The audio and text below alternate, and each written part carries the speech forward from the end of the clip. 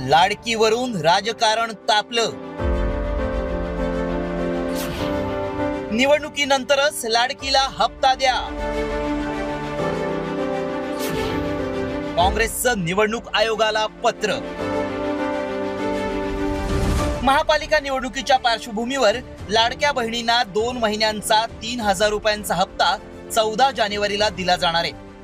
15 जानेवारीला मतदान आहे, म्हणजेच मतदानाच्या पूर्वसंध्येला दिल्या जाणाऱ्या या हप्त्यामुळे काँग्रेस आक्रमक झाली आहे।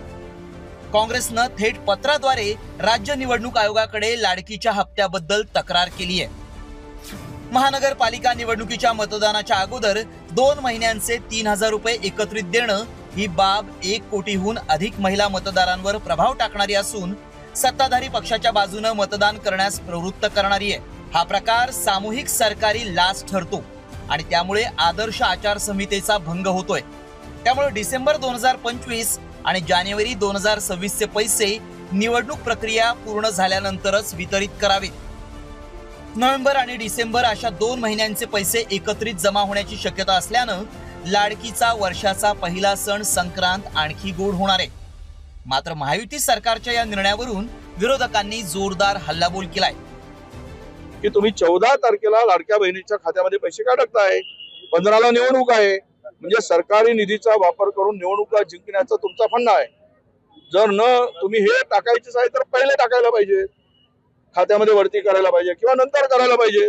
पण निवडणुकीच्या तोंडावर करणं म्हणजे निवडणुकीच्या निकालावर त्याचा परिणाम होईल। 1500 देऊन सरकारी तिजोरीतून पैसा वापरून तुम्ही लूट करण्याचं काम जर करत असाल, लाडकी बहीण आता बोलणार नाही 1500ला। मात्र लाडक्या बहिणींना दिल्या जाणाऱ्या हप्त्याला विरोध केल्यामुळे भाजपनं काँग्रेसवर सडकून टीका केली आहे। लाडकीबद्दल काँग्रेसचं विष बाहेर आलं असं म्हणत मुख्यमंत्री देवेंद्र फडणवीसांनी काँग्रेसवर हल्लाबोल केलाय।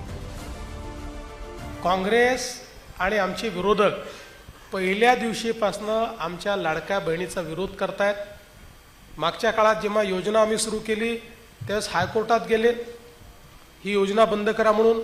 हायकोर्टात त्यांना दाद मिळाली नाही। आता पैसे टाकू नका म्हणतात।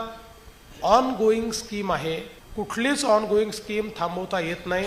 त्यामुळे त्यांनी किती पत्र लिहिले तर त्यातनं लाडक्या बहिणीबद्दल त्यांचं विषच बाहेर येईल, पण लाडक्या बहिणींचे पैसे थांबणार नाहीत। स्थानिक स्वराज्य संस्थांचा निवडणूक कार्यक्रम जाहीर केल्यानंतर निवडणूक आयोगानं आचारसंहितेच्या काळात मतदारांवर थेट प्रभाव टाकणाऱ्या आर्थिक योजना बंद कराव्यात अशा सूचना राज्य सरकारला दिल्या होत्या। त्यावेळी ही लाडकी बहीण योजनेचे हप्ते थांबवण्यात आले होते। मात्र आता महापालिका निवडणुकीत थेट मतदानाच्या अगोदर लाडकीच्या खात्यात पैसे येणार असल्याचं जाहीर केलं जातंय। त्यामुळे काँग्रेसच्या तक्रारीनंतर निवडणूक आयोगानं राज्य सरकारकडून अहवाल मागवल्याची माहिती सूत्रांनी दिली आहे। त्यामुळे लाडकीच्या खात्यात निवडणुकीच्या आधी पैसे येणार की नंतर हे पाहणं महत्त्वाचं आहे। गणेश कवडेचा ब्युरो रिपोर्ट, साम टीव्ही न्यूज, मुंबई।